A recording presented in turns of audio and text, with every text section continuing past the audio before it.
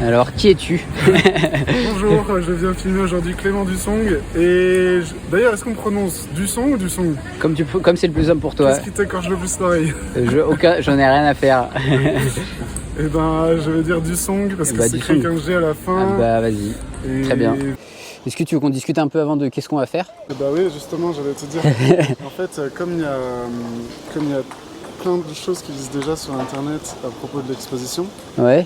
Je me suis dit que ça pouvait être intéressant dans un premier temps, jusqu'au pavillon au moins, te poser des questions plus sur toi. Ok. Sur toi, Clément Dussong. Je t'écoute. T'es donné rendez-vous ici, c'est pas anodin. T'es originaire de Montreuil? Alors pas exactement, moi je suis originaire de Champigny-sur-Marne.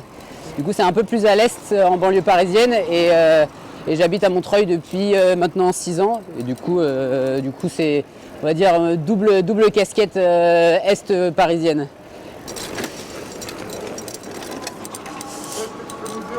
Du coup on est parti là de la place de la République à Montreuil, et on va aller du coup au pavillon de l'Arsenal, qui est près du métro Sully-Morland, un peu au sud de Bastille, en traversant Nation, Bastille, pavillon de l'Arsenal, du coup Sully-Morland quoi.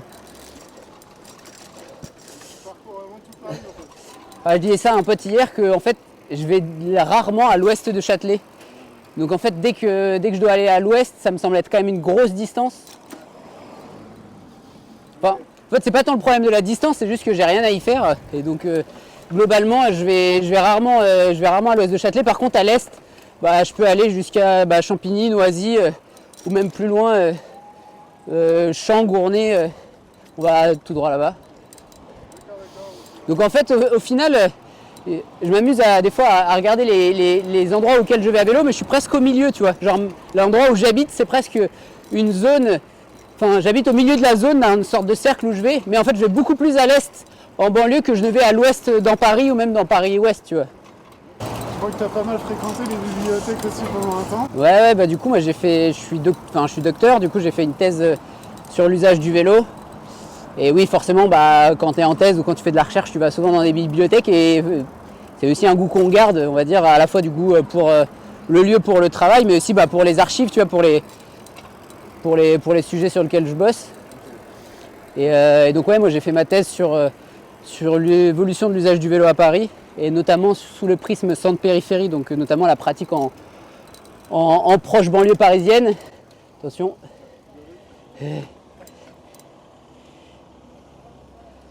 Opération une prune par jour. Est-ce que tu peux nous résumer ton parcours d'études? Ça a commencé par quoi? Une licence? Ouais, moi j'ai fait une licence de géographie, du coup à Champs-sur-Marne, à Marne-la-Vallée, à l'université de Marne-la-Vallée. Et en fait je m'intéressais pas au vélo, je m'intéressais à la géo et à l'histoire d'une manière générale. Et en fait ce qui s'est passé, c'est assez drôle, c'est que mon intérêt au vélo est lié évidemment à mon sujet d'études, parce qu'après je suis allé sur l'urbanisme et tout, et donc les questions de mobilité et de transport m'ont un peu touché par le biais de mes études. Mais surtout, en fait, moi, ce qui a fait la bascule, on va dire, sur le vélo, c'est la distance entre mon lieu de domicile et mon lieu d'études.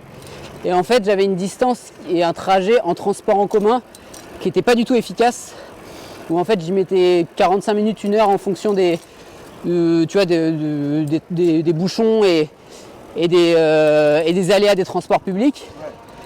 Et en fait, je mettais 15 minutes à vélo. Donc en fait 3 fois moins de temps à vélo, sauf que en fait j'avais l'habitude du pass imaginaire depuis que j'étais ado et tout. Et en fait à force de me lever en retard, j'ai commencé à utiliser le vélo pour y aller parce que c'était plus rapide. Et en fait d'un moment j'ai commencé à prendre de plus en plus l'habitude, jusqu'à d'un moment me dire en fait autant dormir 30 minutes de plus. Et du coup c'est comme ça que je suis allé. C'est vraiment une histoire de trajet domicile-études qui était beaucoup plus efficace à vélo. Et ce qui n'est pas toujours le cas, mais là c'était vraiment un différentiel par rapport au transport public qui était monstrueux. Et du coup je m'y suis mis à le faire, et puis après progressivement dans d'autres déplacements du genre pour aller au club de sport, pour des petits boulots, des trucs comme ça. Et je m'y suis mis vraiment progressivement pendant les études. Et puis du coup quand je suis arrivé en master, là je me suis dit vas-y je m'intéresse au vélo. Et puis c'était genre début 2010, au moment où on va dire que le vélo avait déjà le vent en poupe, et il y avait déjà un intérêt de plus en plus croissant sur la thématique. Et donc je me suis mis sur ce sujet. Et puis après je me suis dit en fait j'ai pas envie de travailler dans un travail salarié classique, j'ai encore envie de continuer à faire des études et du coup je me suis dit bah tiens pourquoi pas faire une thèse. Et en fait c'était assez basique, hein. J'étais cycliste et banlieusard et du coup je me suis dit bah je vais faire une thèse sur le vélo en banlieue, point. Et voilà, et du coup c'est vachement un prolongement de mon expérience perso et de... C'est ce que j'allais dire. En fait, tout ça est même dans le cas pratique pour toi. Exactement, mais tout à fait. Ouais. Et en fait, je me suis demandé, mais en fait, pourquoi moi je fais du vélo et pas d'autres, ou en tout cas moins, et d'essayer de comprendre les logiques qui étaient, pourquoi les gens font du vélo à Paris et ça leur semble évident, et pourquoi en proche banlieue ou en grande banlieue, cette pratique-là est beaucoup moins évidente. Et du coup, j'ai regardé déjà très rapidement les statistiques qu'il y avait disponibles, les statistiques historiques sur la pratique du vélo à Paris et en banlieue. Et en fait, je me suis rendu compte que très rapidement, avec l'analyse de ces données, que la pratique était inverse en fait il y a 40 ans. C'est-à-dire aujourd'hui, on fait plus de vélo à Paris qu'on en fait en banlieue et la pratique baisse au fur et à mesure qu'on s'en éloigne. Alors qu'il y a 50 ans, c'était exactement l'inverse. Et du coup, je me suis dit, en fait, c'est fou, du coup, c'est pas lié à la nature des territoires qu'une pratique est évidente dans un sens ou dans l'autre, puisque c'était l'inverse. En fait, on a eu une évolution en miroir, parfaitement en miroir. Donc, et du coup, cette question a commencé à m'intriguer. Et du coup, c'est un peu ça mon sujet de thèse que j'ai traité. Ouais. C'était justement avec quel vélo que tu faisais tes allers-retours quand tu étais à la fac? Bonne question. En fait, c'est drôle, c'est que tu vois, moi, j'ai grandi dans un pavillon où en fait, il y avait toujours des vélos dispo. Il y avait toujours le vélo de ma mère, le vélo de mon frère, etc. Mais moi, j'ai jamais vraiment eu de vélo, en tout cas neuf, tu vois. J'ai eu des vélos d'occasion, des vélos que je trouvais.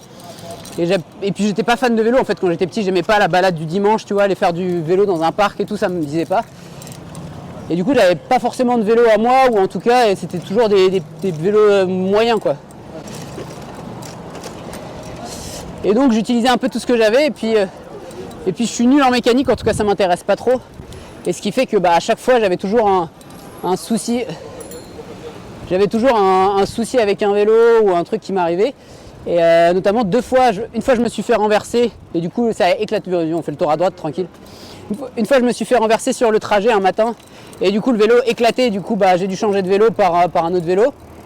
J'ai pris le vélo de ma mère, ce vélo là, j'ai glissé dessus, sur du verglas avec ce vélo là, donc j'ai pété aussi 2-3 trucs. Et un jour ma mère me dit, je pense que je devais être en... Bon, on peut y aller, il n'y a personne. Et un jour ma mère me dit, j'ai une amie, son mari est décédé, elle cherche à vendre toutes ses affaires, elle vend un vélo 50 €. Je fais vas-y, vu la consommation que j'ai des vélos et que je les tourne et que je les nique, vas-y on va le prendre et puis on verra bien. J'avais même pas vu une photo. Mais il s'avère que c'était du coup ce vélo là que tu peux filmer.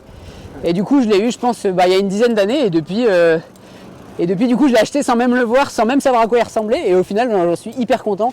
Alors forcément il a pas mal évolué depuis, il y a pas mal de choses qui ont changé, mais le guidon et le cadre évidemment c'est toujours les mêmes.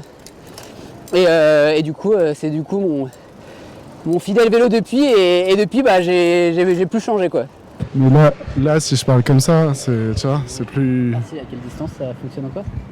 Là j'ai baissé le volume dans le casque. Mais voilà, tu vois, si tu tournes un peu, tout de suite c'est...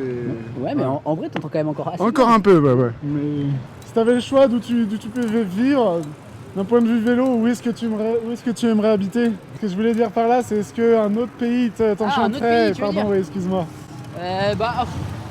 À vrai dire, je les connais pas très bien, donc j'ai pas la prétention de savoir qu'est-ce que c'est de vivre dans un pays cycliste comme les Pays-Bas, puisque j'y ai jamais vécu, donc je sais pas trop dire. Après, moi, ça me dérange pas d'être cycliste dans un endroit où tout le monde ne fait pas du vélo non plus. Au contraire, tu vois, enfin, sûrement comme toi, nos personnalités, elles sont aussi liées au fait qu'on est cycliste dans un univers où, même si de plus en plus de gens le sont, tout le monde n'est pas cycliste. Alors être cycliste dans un pays où absolument tout le monde est cycliste et faire du vélo n'a plus aucune connotation sociale, parce que faire du vélo c'est comme prendre ses chaussures, tu vois. Et je me demande comment je le vivrais en tant que personne, tu vois. Ouais. Et sûrement que je serais un peu perdu.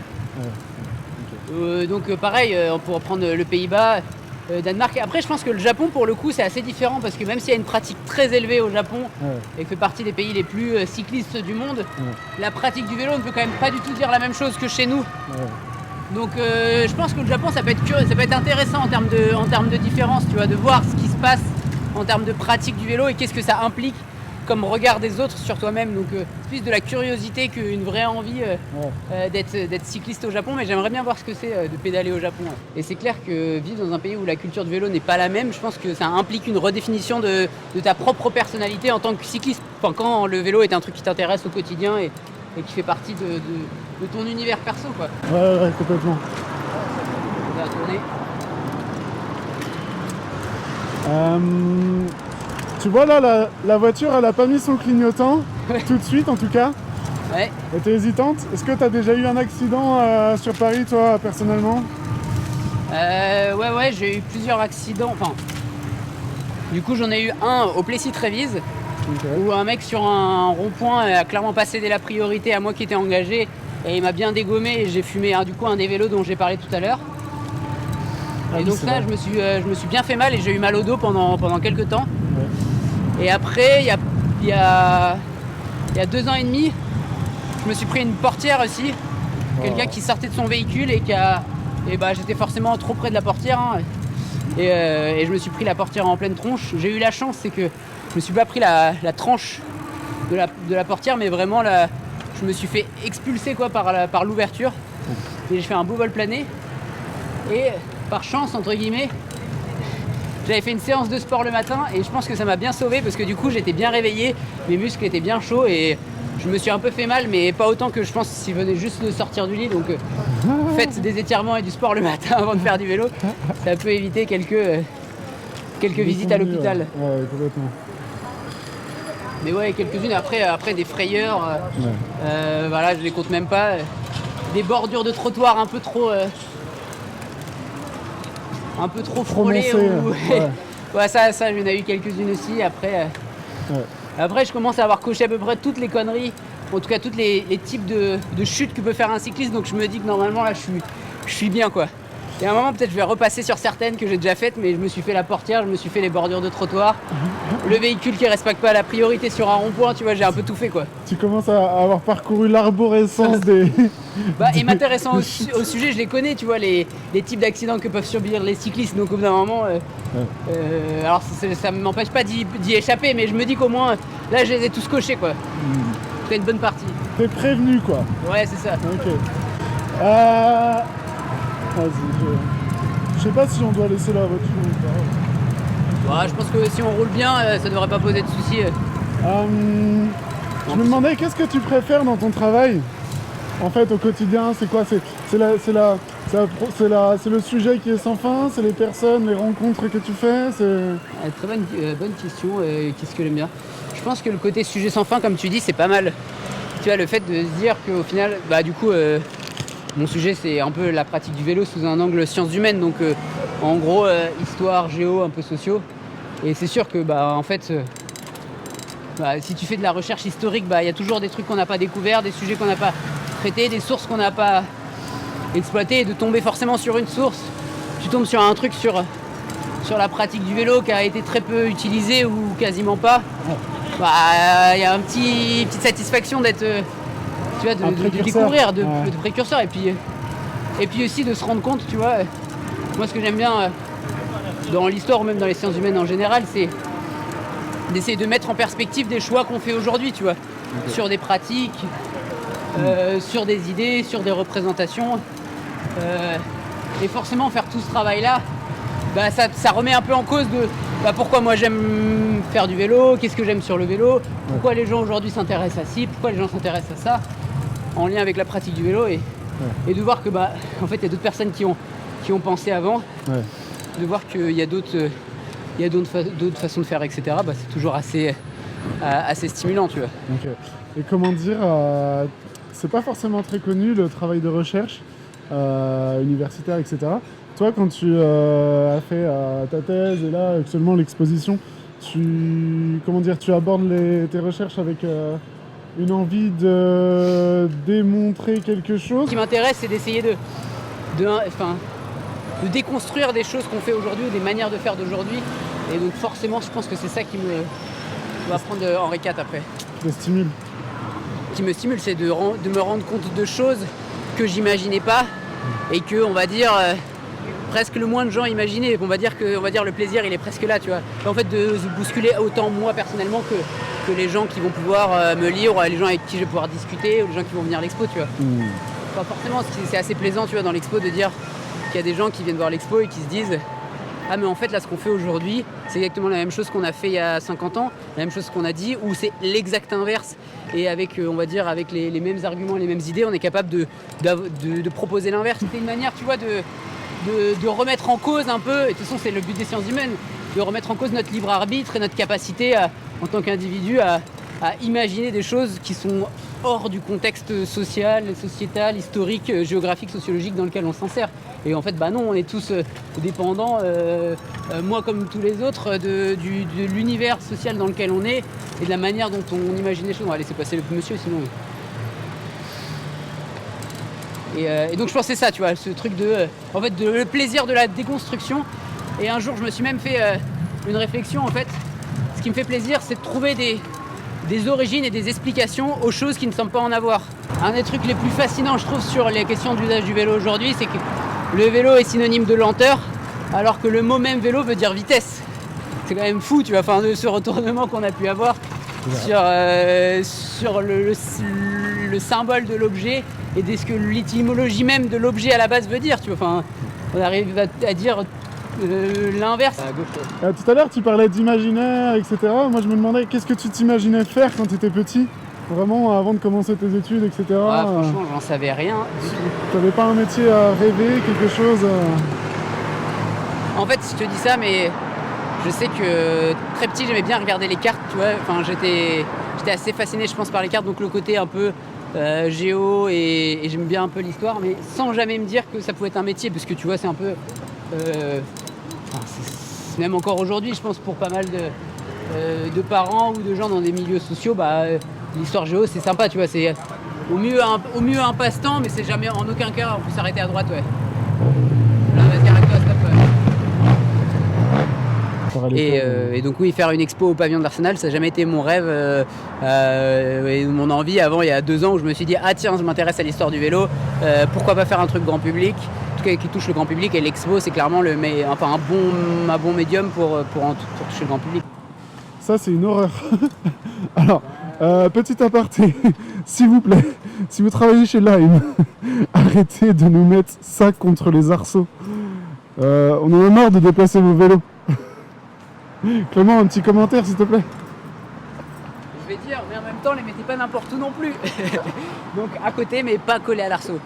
Oui, juste pas collé s'il vous plaît. Pourquoi s'il vous plaît, expliquez-moi ça. Je pense que ça part d'une bonne intention de ne pas le mettre n'importe où. Oui. Donc on va dire c'est bien, mais du coup ça prend la place de ton gros vélo, de ton très gros vélo on peut dire. Et oui, voilà, on cherche à stationner ça.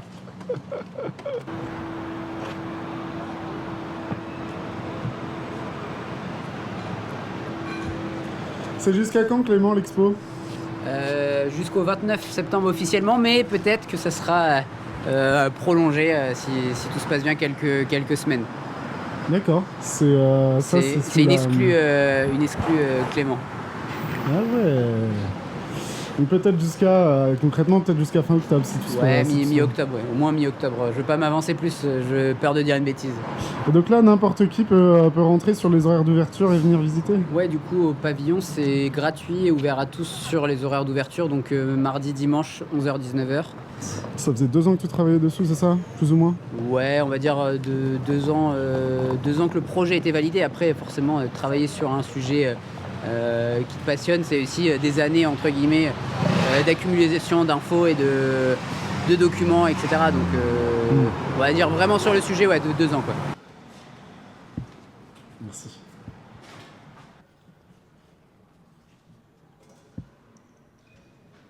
Voilà, à quoi s'attendre. Donc là on commence 1818 par ici. Exactement. Et si on fait tout le tour, progressivement les années passent, jusqu'à arriver à la modernité, puisque je vois un long tail ici. Tout à fait. Est-ce que ça te dit de faire les quais de Seine et comme ça on va par là, comme ça change un peu Grave, carrément, avoir un deuxième chemin, ouais. Ah. On est dans le thème. Ça transporte des trottinettes à vélo pour ceux qu'on n'aurait pas vu. Est-ce qu'il y a un film qui a marqué ton attention, que tu recommanderais? Tu dirais un film, une fiction quoi, pas forcément forcément, même ça peut être un documentaire, quelque chose qui t'a parlé, que t'as envie de partager quoi. Ouais, attends, je réfléchis. C'est un vrai film fait par un vrai réalisateur quoi, c'est pas juste une prise de vue. Ça s'appelle Vive le Tour de Louis Malle. Et il a fait un court-métrage sur le Tour de France qui s'appelle du coup Vive le Tour. Il suit en fait les coureurs du Tour pendant leur Tour de France. Et donc c'est orienté sur la question du sport et de la course, mais c'est surtout de voir comment les coureurs du Tour de France vivent la course et notamment en lien avec on va dire l'émulsion populaire qu'il peut avoir autour. Et c'est hyper intéressant de voir que en fait les paysages traversés, les gens qu'ils rencontrent, il y a un rapport avec les gens qui est beaucoup plus fort que ce que peuvent avoir les coureurs aujourd'hui. Et donc je trouve ça intéressant de voir un peu cette communion qu'il peut avoir à la fois entre le public et les coureurs à une époque évidemment où le vélo a aussi beaucoup plus de place dans la culture populaire et dans l'intérêt des Français qu'aujourd'hui, même si je pense que ça a tendance à évoluer. Et puis en fait, alors ça parle beaucoup du point de vue des coureurs, etc. Et comment ils s'arrêtent dans les bars pour aller boire, pour aller pisser un coup, comment les gens viennent voir l'événement, etc. Et donc c'est assez drôle de... forcément, même si cet événement il est vieux, il a plus de 100 ans, le Tour de France, le rapport que les gens en ont, il a aussi évolué. La manière de faire cette course, elle a aussi vachement évolué, quoi. C'est des manières de faire qui aujourd'hui nous parlent plus forcément, même si on le retrouve. Et puis sinon, les courses de triporteurs, là tu connais un peu le sujet, mais de porteurs de journaux aussi. Ouais. Et notamment les arrivées en haut de la rue Le Pic et de la place du Tertre. C'est assez intéressant à voir, d'autant qu'on a eu la course des Jeux Olympiques au même endroit. Je me suis demandé d'ailleurs s'il n'y avait pas un sujet réseau social là-dessus, tu vois, sur le fait qu'avec les deux courses qu'on a eues là pendant les Jeux Olympiques, avec notamment cette traversée du nord-est parisien et d'une traversée notamment de Montmartre, je me demande s'il n'y a pas quelque chose à faire sur ce fait qu'on redécouvre des endroits où on a déjà fait des courses. Par rapport à ce qu'on disait avant, de se rendre compte qu'en fait des choses qu'on fait aujourd'hui sont loin d'être totalement innovantes quoi. Au final, des courses cyclistes qui traversent la rue Le Pic, il y en a déjà eu des dizaines en fait.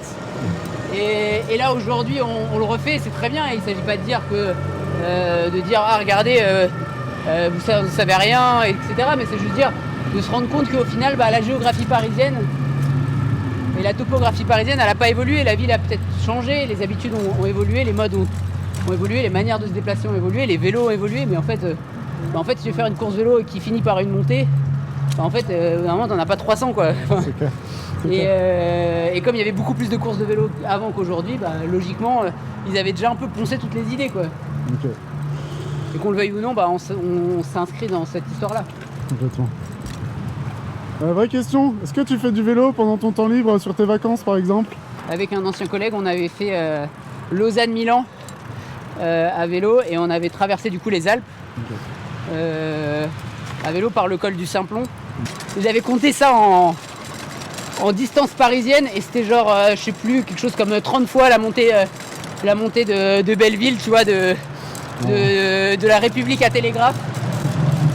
Et du coup c'était un peu long quand même. Si tu avais à choisir un soir entre un Vélib, un Dot et un Lime, par ordre, tu choisirais les quoi? Je pense que je prendrais un Vélib direct. Après, Dot et Lime, j'ai jamais testé les deux, donc en fait j'en sais rien quel est le mieux. Okay. Mais il y a vraiment une marque qui est préférée à l'autre? Je sais pas justement, j'ai pas l'historique de ces vélos et s'il y en a un qui est mieux que l'autre, j'en ai aucune idée. Et même sur les marques, tu vois, sur les tics des marques, j'ai aucune idée. Mais même pour la petite info, je m'amuse à... J'entends encore.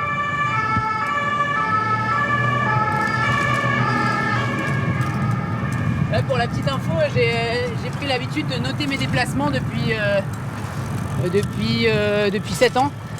Donc en fait, je note absolument tous les déplacements que je fais à vélo. Donc typiquement, là, le tour qu'on a fait de Montreuil, place de la République, jusqu'au pavillon et retour, je vais le noter dans mon petit tableau.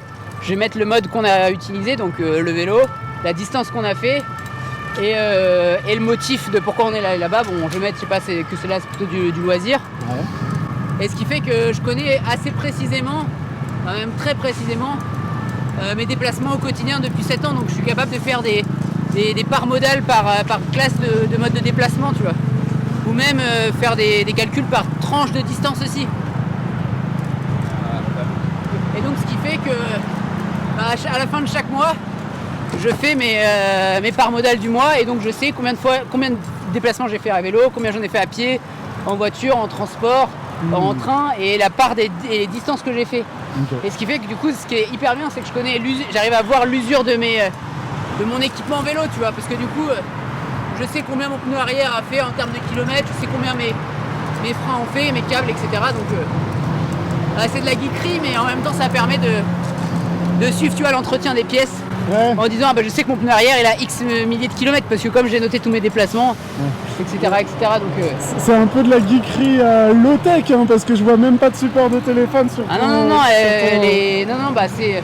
Bon, alors après, faut pas s'oublier que grâce à ça, Google est capable de calculer mes distances. Mais au final, en fait, il faut penser qu'au quotidien, l'essentiel des déplacements qu'on fait, c'est des déplacements qui sont réguliers. Donc au final, d'une semaine sur l'autre, en fait, tu passes ton temps à aller au même endroit, tu vois, aller chez les mêmes amis, aller faire les courses au même endroit. Donc c'est pas des déplacements dont les distances sont inconnues. En fait, c'est des distances que je répète, et ce qui fait que tout à l'heure quand tu m'as posé la question avant qu'on parte quelle est la distance pour aller au pavillon, en fait j'ai fait un petit travail mental pour me rappeler dans mon tableau quelle est la distance que je mets pour ce déplacement là, et en fait je le connais par cœur. Je l'ai fait des dizaines et des centaines de fois. Ouais, c'est une sacrée hygiène du quotidien, ça, quand même. Dès que tu ouvres ton PC, le premier réflexe c'est rajouter 2-3 lignes à ton tableau pour savoir les déplacements que tu as fait. Ouais. Et après on peut tourner à gauche et... Est-ce que tu es pour le casque ou pas en centre-ville, en milieu urbain? Est-ce que tu peux m'expliquer ton point de vue? Est-ce que tu as 2 heures devant toi ou pas? C'est une question complexe, hein. Évidemment c'est une question très complexe et qu'il ne faut pas prendre à la légère. Ouais.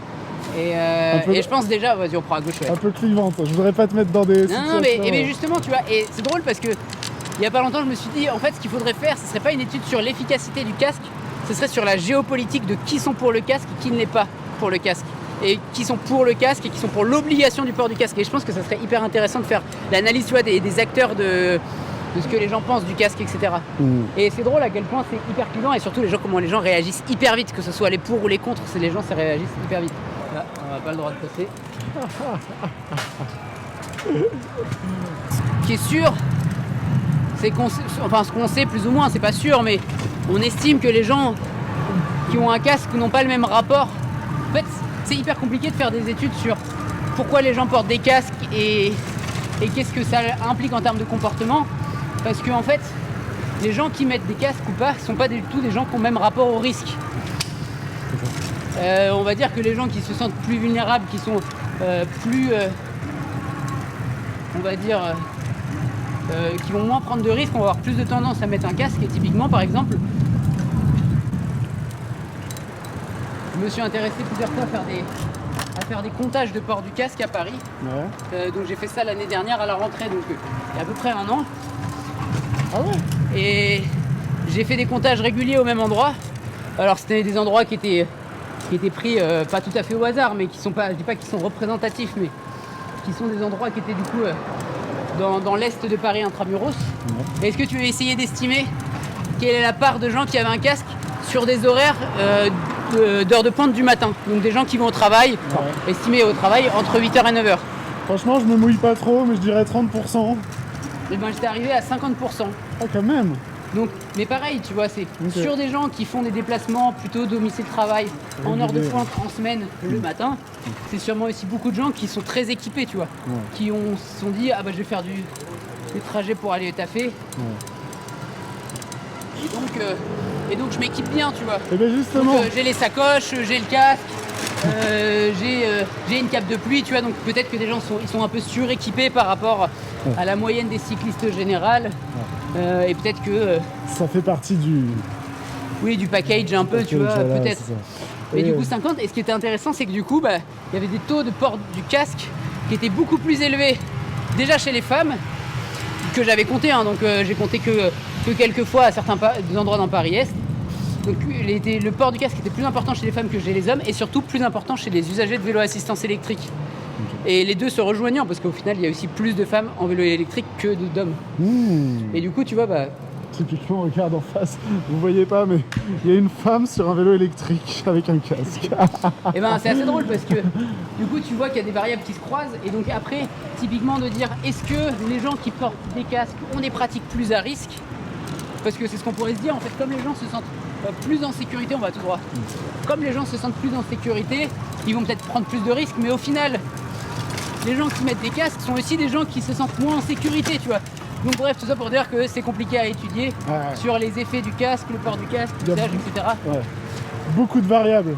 Beaucoup de variables, mais en tout cas, de toute façon, le grand truc qu'on dit contre le port du casque obligatoire, c'est qu'on sait que l'obligation, elle a un impact de réduire la pratique, et dans les pays et les États où ça a été mis en place, ça a un effet plutôt dissuasif sur la pratique. Donc, Est-ce que tu as des thèmes à évoquer là sur les années à venir À l'association MDB, du coup, Mieux se déplacer à bicyclette, qui est l'asso historique parisienne, m'a posé la question si ça m'intéressait de faire l'histoire de l'association.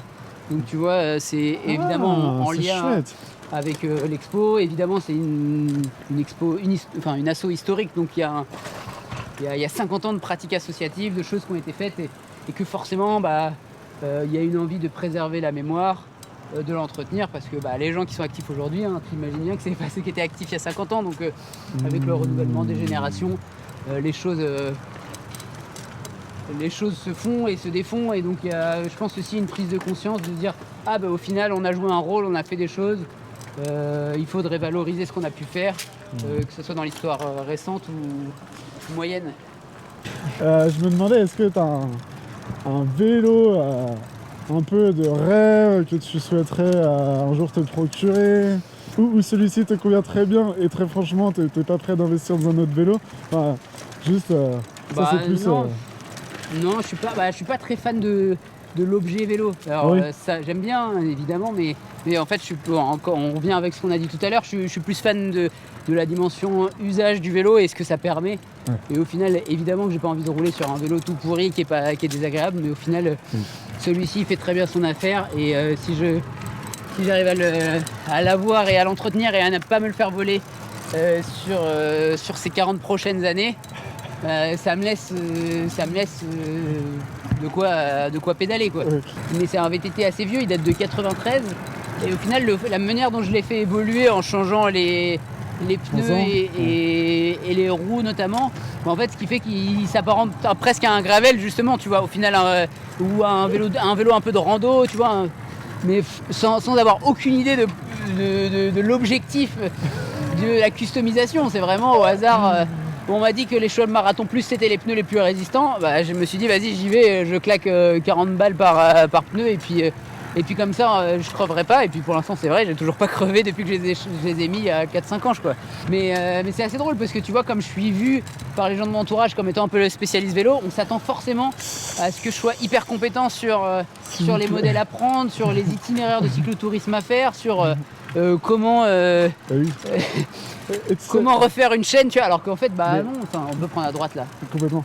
Moi je suis utilisateur et je m'intéresse dans le cadre professionnel, mais c'est comme dire, si quelqu'un était sociologue de la pratique de l'automobile, tu lui demanderais pas de réparer ta voiture à chaque fois que tu as un problème de pièce ou tu as un pneu crevé, on va tout. C'est fou, hein, c'est vraiment propre au vélo, cette idée d'être un mécanicien, quoi. Je pense qu'au-delà de ça, c'est que pendant le vélo, pendant longtemps on s'intéressait tellement peu au vélo qu'au final les sujets d'intérêt, ou en tout cas qui peuvent s'apparenter à cette pratique-là, ils étaient extrêmement limités. Ils étaient à s'intéresser au Tour de France et faire du vélo sportif et faire de la mécanique, point, entre guillemets. Alors qu'aujourd'hui, il y en a du coup cette diversité de thématiques que le vélo permet d'approcher. Et au final, je pense tu le montres avec la chaîne, et tu vois, et plein d'autres gens avec d'autres chaînes YouTube, avec d'autres comptes Insta, avec d'autres chercheurs, avec des groupes Facebook, avec des groupes WhatsApp, tu vois, il y a plein de manières de s'y intéresser, et chacun voit un peu sa manière de faire du vélo, de l'utiliser, de s'y passionner, de s'intéresser à tel type de course, tel autre. Et je pense que d'ailleurs c'est... Mais tant mieux. Clairement, j'allais dire, je pense que c'est un des témoins cette diversité de l'intérêt pour la pratique du vélo, diversité croissante, qui montre qu'on est un peu en train de redécouvrir, tu vois, une pratique du vélo qui devient populaire dans le sens démocratisé par la majorité, quoi. Et de la même manière aussi, tu vois, des ateliers d'autoréparation ou des assos cyclistes qui se semblent peut-être aussi un peu déconcertés par certaines pratiques, certaines manières de faire du vélo aujourd'hui qui ne sont pas représentatives de ce qu'elles imaginent. Et je peux comprendre que des gens qui ont milité dans des assos vélo pendant des années, bah, ça peut leur déranger que certaines politiques publiques reprennent le vélo ou son développement à leur sauce, ou que des marques reprennent aussi l'image imaginaire du vélo ou certaines pratiques du vélo à leur sauce, parce que bah, forcément elles se sentent un peu dépossédées d'une image, d'une manière de promouvoir le vélo qu'elles avaient pourtant, on va dire, à cœur, tu vois, et qui était quelque chose qui leur tenait vraiment ouais, à cœur au début. Et donc aussi, bah, en fait, il faut, je pense, accepter que la pratique, elle se diversifie, qu'elle prenne d'autres formes, et qu'en fait, personne n'a le monopole. Il n'y a pas de monopole sur la manière de penser ou de faire du vélo, quoi. Enfin, chacun voit... Merci. Voit, tu vois, et puis le vélo, que ça reste un véhicule assez simple, un usage assez simple, et donc chacun peut le personnaliser, chacun peut voir la pratique comme il imagine, quoi. Et c'est ça aussi qui est positif. Ouais. Ouais. Si tu devais changer de métier, si c'était à refaire, si tu devais changer de métier, je sais pas, ça t'est pas traversé l'esprit, t'es bien là où t'es. Si. Qu'est-ce que tu aimerais faire d'autre? Quand j'étais à la fac, je m'étais posé la question de tenter une école de cinéma pour faire de la déco. Et du coup, j'ai quelques amis qui bossent dans le cinéma, et je me dis que j'aurais bien aimé, je pense, faire de la déco de cinéma, parce que j'aime bien, tu vois, les vieux objets, collectionner les objets, etc. Et bon, il y a plein d'autres choses qui vont avec la déco en cinéma, mais je pense que ça aurait pu être un truc qui aurait pu me plaire, de faire de la déco pour c'est bon. Créer des univers, en fait. Ouais, c'est créer des univers, et puis je pense qu'il y a aussi une compétence de bien connaître plein de types d'objets, être capable de les mobiliser, tu vois. Si on te dit bah il faut faire telle ambiance, trouve-moi les objets, ou trouve-moi l'univers qui va faire telle ambiance, tu vois. Je trouve ça assez intéressant de se plonger dans d'autres époques. Au final, oui, c'est ce que... un travail à la fois aussi d'historien. Oui, c'est ce que je m'imaginais. Ouais. Ok. Et donc ouais, ça, je pense que je l'aurais bien aimé. Mais bon, peut-être dans une autre vie. Ouais. Peut-être qu'on va chercher à créer le décor de vélo, d'ambiance de vélo de l'époque un jour. Bah ouais, mais tu vois, mais c'est sûr que ça doit arriver, tu vois. J'imagine dans des films historiques, on va tout droit. Dans des films historiques où il faudrait pas se gourer, tu vois, d'utiliser... Bon, alors je suis nul en mécanique, hein, mais d'utiliser un vélo qui est vraiment le vélo de cette époque-là, avec tel type de mécanisme qui correspond à l'époque et qui a été inventé ou qui n'a pas été inventé, forcément, on a dû se poser la question dans certains films, tu vois. C'est clair. Bah là, d'ailleurs, ça me fait penser que en ce moment, au musée d'Enfer, sur la Libération, en ce moment, il y a une expo sur la construction du film Paris brûle-t-il. Je sais pas si ça te parle, du coup, c'est un film qui raconte la libération de Paris. Donc là, en ce moment, on est sur les 80 ans de la Libération. Et donc, c'est une expo qui raconte comment on a fait ce décor, comment on a remis Paris dans les conditions de la Libération pour tourner ce film dans les années 50, quoi. Intéressant. Et donc forcément, pas forcément non, mais pour ceux qui connaissent l'histoire un peu du vélo à Paris, faut penser qu'il n'y a jamais eu autant de cyclistes presque qu'à cette période-là, en fait. Qu'au milieu des années 40, et notamment le jour de la Libération, enfin les journées de la Libération en août 44, il y avait des vélos partout, et donc j'imagine que pour le film, ils ont dû se dire faut qu'on retrouve des vélos de l'époque, il faut qu'on les mette dans l'état de l'époque, et donc faudrait que j'aille voir l'expo, quoi, pour voir comment ils ont traité ce sujet. Est-ce qu'ils ont traité la question des vélos et de la mobilité au moment de la Libération. Forcément, il y a la question des costumes, il y a la question des armes, tu vois, mais la question des vélos qu'on utilise, ça a dû être un sujet, quoi. Clairement. C'est justement ici que je vais te libérer. Est-ce qu'il y a un dernier petit mot juste que tu aimerais donner maintenant que tu as un peu de recul sur l'expo? Là, on est à peu près à mi-chemin, voire même un peu plus maintenant. il y a des gens qui ont fait des parallèles entre des choses qui étaient présentées dans l'expo et des choses actuelles, mais sur lesquelles moi je n'avais pas du tout fait de lien en fait. Et typiquement, voilà, pendant l'occupation, il y avait des vélos taxis, donc des espèces de vélos avec des grosses remorques, et aussi des vélos un peu adaptés qui pourraient s'apparenter à des vélos mobiles. Tu sais, les vélos qu'on fait un peu en ce moment, qui sont à mi-chemin, on va dire, entre un utilitaire, une petite voiture et un vélo. Ouais. Et en fait, c'est drôle, c'est que moi, j'avais pas du tout fait le lien que ce type de vélo de l'époque, il pouvait ressembler à ce qu'on faisait aujourd'hui. Et quand on me l'a dit, ça me semblait évident, quoi. Mais de se dire qu'au final, il y a encore, en fait, il y a des manières de voir l'expo, des manières de faire des parallèles entre des sujets actuels et des sujets passés que même en faisant l'expo, j'ai peut-être pas vu. Et que je trouve ça sympa qu'il y ait d'autres personnes qui, entre guillemets, ils voient d'autres parallèles parce qu'ils ont d'autres sujets d'expertise, d'autres compétences, et ils voient des liens que moi-même j'ai pas vu, quoi. Okay. Et donc ça permet de dire qu'entre guillemets, si quelqu'un est surpris, étonné par quelque chose ou pense à quelque chose, en fait je trouve ça hyper intéressant de pouvoir le partager et de se dire tiens, t'as pensé à ça t'a fait penser à tel sujet, ou tu vois, je pense qu'il y a plein de parallèles que moi j'ai pas fait, que les gens peuvent faire par eux-mêmes, et c'est presque ça qui m'intéresserait, tu vois, encore dans les prochaines visites que je vais faire et les prochains échanges que j'aurai, tu vois, de me dire que en fait j'ai encore à découvrir du regard que les gens vont avoir dessus.